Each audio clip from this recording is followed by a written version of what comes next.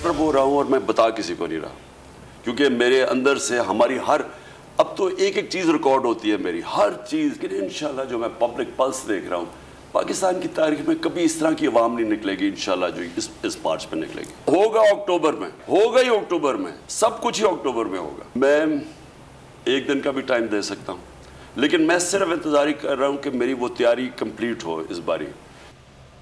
Long मार्च कब होगा? इमरान खान ने बता दिया। चेयरमैन पीटीआई ने बोल को इंटरव्यू में लॉन्ग मार्च से मुतालिक बताया।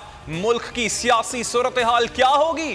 क्या आएंगे जिमनी और बल्दियाती इंतखाबात के नताइज? मुल्की और आलमी सियासत पर इमरान खान का बेलाग तबसरा।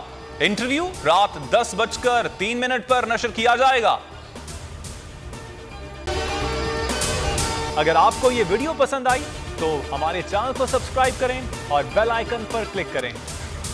मैं इमरान खान हूं, आप बोल्ड न्यूज देख रहे हैं। सबसे बड़ा चैनल बोल, सबसे बड़े एंकर इमरान रियाज खान के प्रोग्राम इमरान खान बोल के साथ ने रेटिंग के तमाम रिकॉर्ड तोड़ दिए। 56% नाज़रीन ने बोल न्यूज को देखा। सोशल मीडिया पर भी सबने ज्यादा देखा।